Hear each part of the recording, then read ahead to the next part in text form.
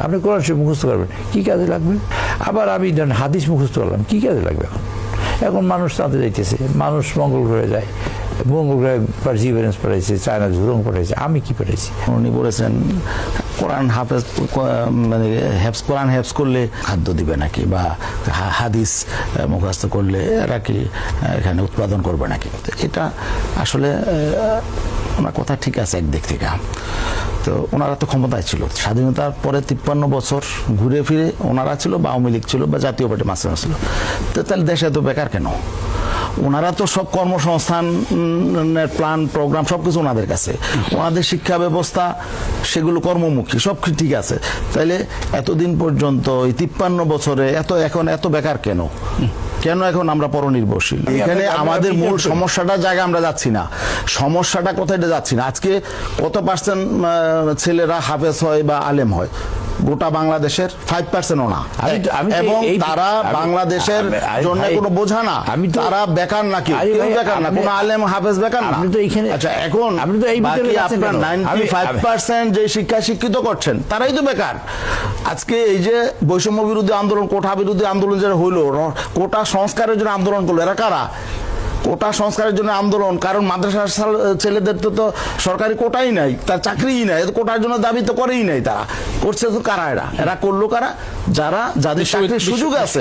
এখন আপনারা তাহলে যে ব্যর্থ হয়েছেন, আমরা বলবো যে বিগত দিনে 4-5 বার ক্ষমতায় ছিলেন, আপনারা প্রপারলি এখানে মানে উৎপাদনমুখী শিক্ষা ব্যবস্থা চালু করতে পারেন নাই, বেকারত্ব দূর করতে পারেন নাই, দারিদ্র্য নিরসন করতে পারেন নাই, সমস্যা পারেন নাই। অতএব এই জন্যই ভাই আপনার উৎপাদনমুখী কি কি আছে বলেন তো শুনি। এই জন্যই না, সেটা আমরা ক্ষমতায় আসলে দেখাবো। আমি এখানে 2 মিনিট 3 মিনিটে আমাদের সেই মহাপরিকল্পনার কথা আমি বলবো কি করে? এখানে ভুল বুঝাবুঝি হবে। এক লাইন বলেন দেখি, এক লাইনই বলেন, শুনে রাখি। সর্বপ্রথম যেটা, আমরা চুরি করব না, দুর্নীতি করব না। দুর্নীতি চুরি না করলে বাংলাদেশে কোনো বেকার থাকবে না, কোনো বেকার থাকবে না। আপনি যে বললেন 30 লক্ষ কোটি টাকা পাচার হয়েছে, এই 30 লক্ষ কোটি যদি পাচার না হইতো, দেশে থাকতো, দেশে কোনো বেকার থাকতো? আর কোনো প্রোগ্রাম আছে? আর কোনো প্রোগ্রাম দরকার নাই। এখানে যেভাবে দেশ চলছে, এইভাবে যদি এই শিক্ষা ব্যবস্থা এইভাবেই চলে, খালি যদি দুর্নীতি না হয়, চুরি না হয়, তাহলে বাংলাদেশে কোনো বেকার থাকবে না। এটা হলো আমাদের 1 নম্বর স্কিম, 1 নম্বর পরিকল্পনা। এটা চুরি বন্ধ করে দিব।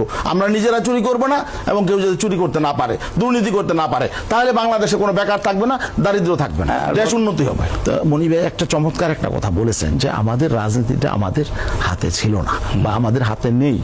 আমাদের রাজনীতিটা যদি আমাদের হাতে না থাকে, তাহলে এটা কাদের হাতে?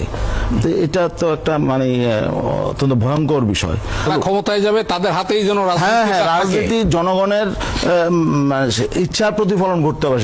সেখানে ভারত কি চাইলো, আমেরিকা কি চাইলো, চায়না কি চাইলো, সেই আলোকে আমি আমার রাজনীতি নির্ধারণ করব, সেটা হবে না। আওয়ামী লীগ বিএনপি একটা বৃত্তের মধ্যে রাজনীতিটা ছিল, দ্বিদলীয় একটা বৃত্ত ছিল। এই বৃত্তটা ভেঙে গেছে 5ই আগস্টের পরে। অভ্যুত্থানের মধ্য দিয়ে যে প্রত্যাশা তৈরি হয়েছে নতুন বাংলাদেশ বিনির্মাণের, সেই নতুন বাংলাদেশ বিনির্মাণে ইসলামী আন্দোলন বাংলাদেশ কাজ করে যাচ্ছে। আপনারা ইসলামী আন্দোলন বাংলাদেশের পক্ষে থাকবেন।